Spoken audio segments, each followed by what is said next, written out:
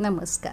आज मी तुमच्यापुढे कोणत्याही तिथीचे राहिलेले श्राद्ध सर्व पितरी अमावस्याला का करतात, गयामध्येच प्रत्येक व्यक्तीला पिंडदान का करायचे असते, गयासूर या राक्षसामुळे गया मोक्षस्थान कसे बनले, ह्या कथा घेऊन आली आहे. आपल्या हिंदू समाजात श्राद्धाला खूप महत्त्व आहे.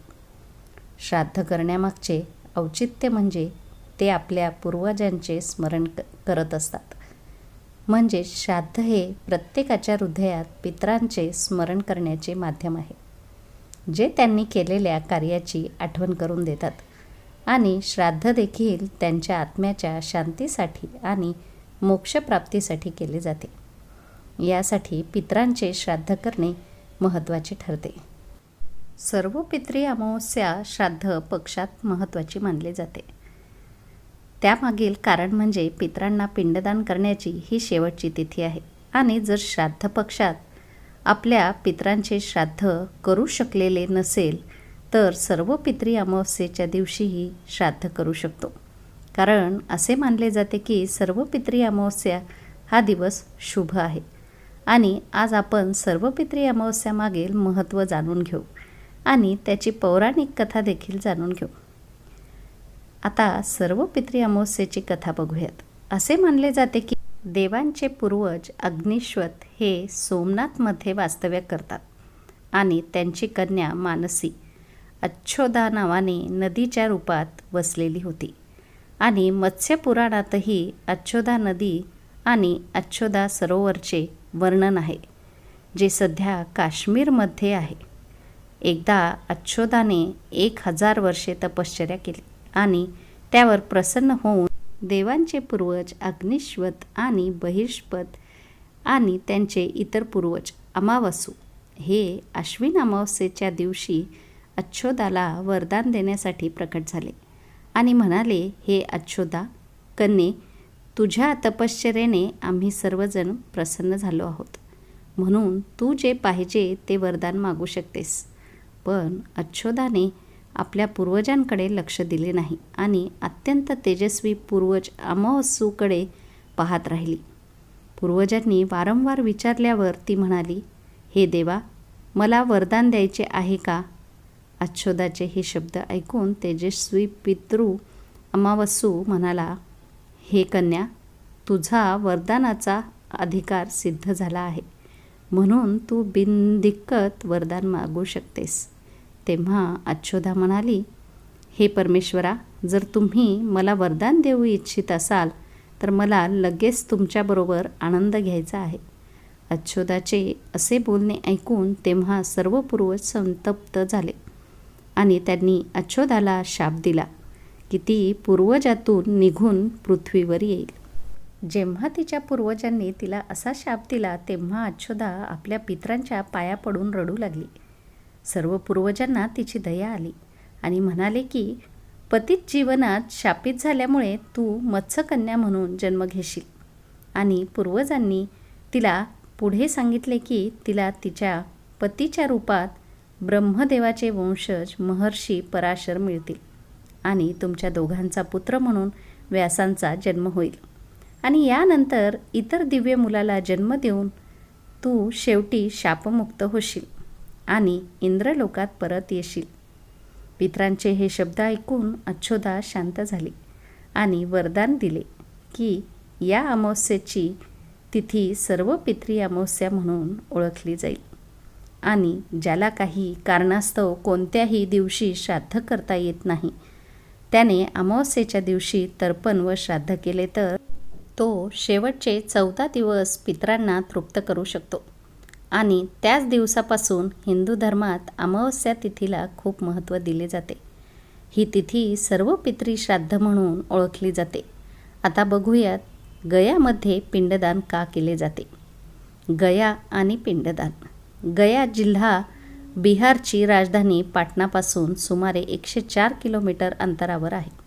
धार्मिक दृष्टिकोनातून गया केवळ हिंदूसाठीच नाही तर बौद्ध धर्माचे पालन करणाऱ्यांसाठीही आदरणीय आहे. बौद्ध धर्माचे अनुयायी हे महात्मा बुद्धांच्या ज्ञानाचे क्षेत्र मानतात. तर हिंदूंनी गया हे मुक्तीचे क्षेत्र आणि मोक्षप्राप्तीचे स्थान मानले आहे. त्यामुळे दररोज देशाच्या विविध भागातूनच नव्हे तर परदेशातही राहणारे हिंदू आपल्या कुटुंबातील मृत व्यक्तीच्या आत्म्याला शांती आणि मोक्ष मिळावेत यासाठी श्राद्ध, तर्पण, पिंडदान करण्यासाठी गया येथे येताना दिसतात. गयाबद्दल लोकांची श्रद्धा विनाकारण नाही. जर तुम्हीही गयाबद्दल खोलवर जाऊन त्याच्या भूतकाळात गेलात तर गयाची अशी अनेक रहस्य तुमच्यासमोर उघड होतील, ज्यामुळे तुम्ही थक्क व्हाल आणि तुम्ही जगाच्या अशा प्रश्नांमध्ये अडकून पडाल ज्याची उत्तरे फक्त येथेच म्हणजेच गयात सापडतील. गयामध्येच प्रत्येक व्यक्तीला पिंडदान का करायचे असते?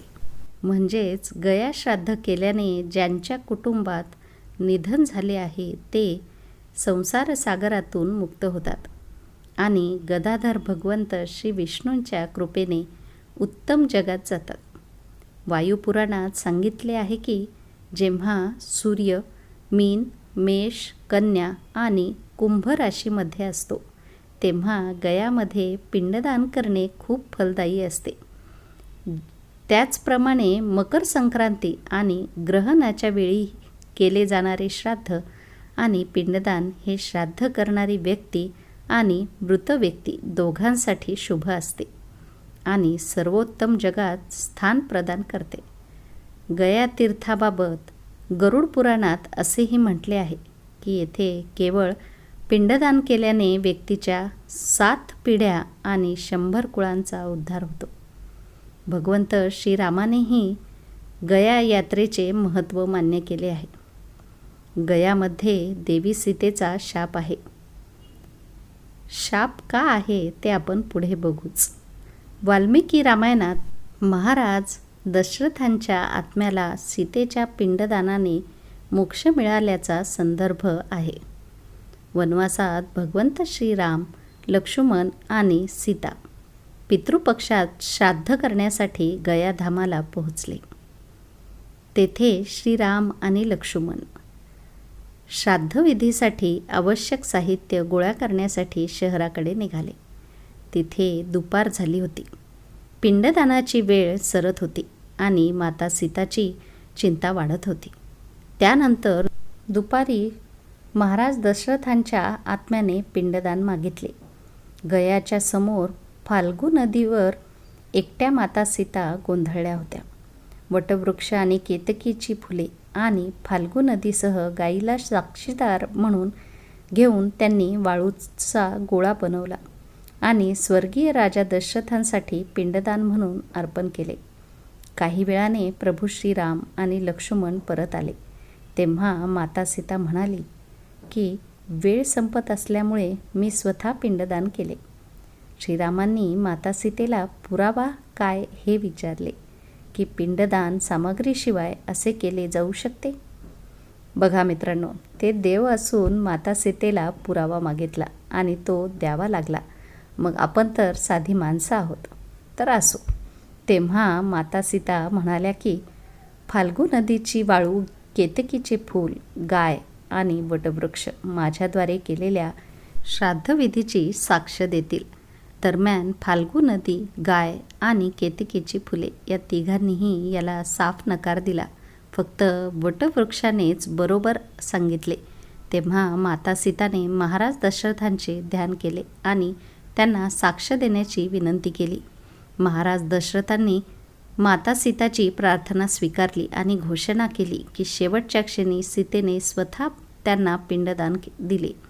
यावर श्रीरामांची खात्री पटली. पण जेव्हा तिघे साक्षीदार खोटे बोलले तेव्हा माता सीतेला खूप राग आला आणि त्यांनी फाल्गू नदीला शाप दिला, जा, तू फक्त नावाचीच नदी राहशील, तुझ्यात पाणी राहणार नाही. त्यामुळे आजही गयामध्ये फाल्गू नदी कोरडीच आहे. गाईला शाप होता की पूज्य असूनही ती लोकांचे उष्टे खाईल आणि केतकी फुलाला शाप दिला की ते कधीही पूजेत अर्पण केले जाणार नाही.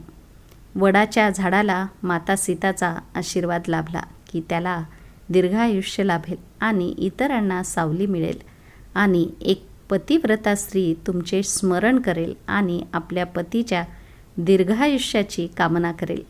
त्यामुळेच आजही गाईला गवत खावे लागते. केतकीचे फूल पूजेत वापरले जात नाही व फाल्गू नदीच्या काठावरील सीताकुंडामध्ये पाणी नसतानाही पिंडदान फक्त वाळूनेच दिले जाते.